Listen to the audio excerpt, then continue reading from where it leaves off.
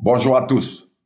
Je reprends brièvement la parole en ce jour du 3 décembre 2024, juste pour dire aux débrasistes et aux partisans de la cabale, ainsi qu'à tous les ennemis du peuple authentique autochtone Congo et tous les ennemis des peuples épris d'amour et de bonne volonté répartis à travers les quatre coins du monde, qu'il existe plus puissant que le soleil et ses rayons, de même que, avec l'eau, même si on ne peut pas effacer les tatouages sur les poils de la panthère, mais avec le feu, on peut calciner, donc effacer les tatouages sur les poils de la panthère, et même avec le feu, on peut calciner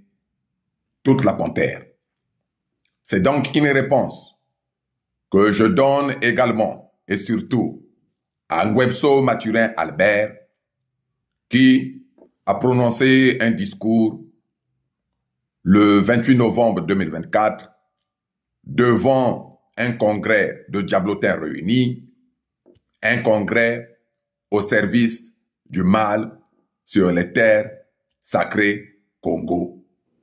Je voulais donc vous dire quel est l'objet le plus puissant que le soleil. Cet objet-là, c'est ce que on appelle le quasar. Donc, je vous donne ici lecture à travers une interrogation. Quel est l'objet le plus puissant de l'univers? Cet objet, donc, il a été découvert à 12 milliards d'années-lumière de la Terre et c'est un quasar, un noyau lumineux gigantesque qui absorbe la puissance d'un soleil par jour et brille 500 milliards de fois plus que le soleil. Vous voyez donc que comme le ring est haut, certains malfaiteurs font référence au soleil et à ses rayons, mais ils oublient que d'aucuns, notamment nous autres membres du Conseil fédéral Congo, nous autres peuples Congo, nous sommes au-dessus même du soleil et nous avons la puissance et la lumière et la force du quasar. Aussi, en dehors du feu qui peut détruire la panthère et ses poils, je voulais dire que le prédateur naturel de la panthère, c'est le dhole. Je ne sais pas si vous connaissez le dhole. Ce n'est qu'un chien sauvage, très redoutable et très craint par les panthères. Parce que lorsqu'il y a attaque et combat, les dholes sont toujours victorieux en face des panthères. Et les dholes chassent toujours en meute, donc réunis et rassemblés.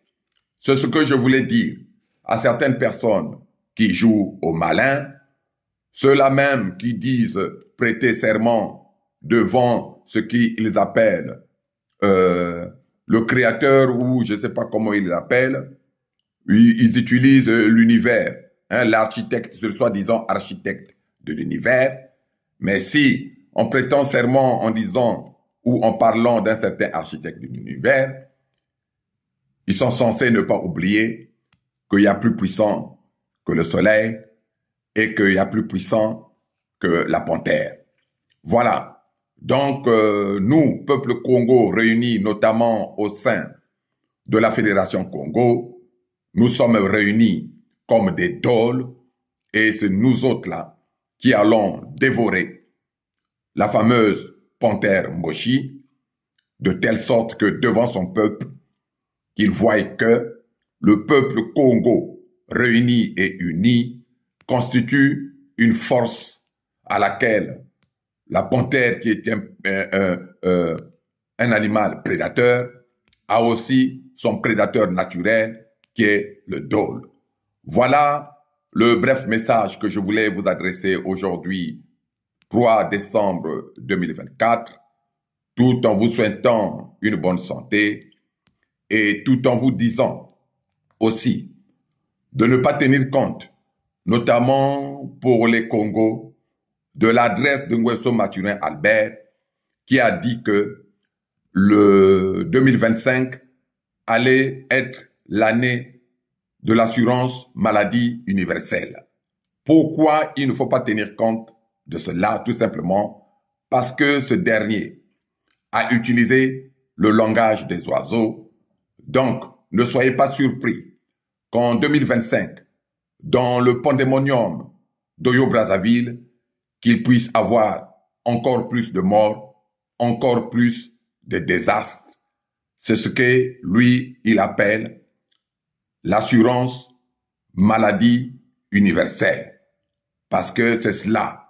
À travers la maladie, il veut parler tout simplement du mal qui va dire et qui va s'exprimer davantage au cours de l'année 2025 dans le pandémonium.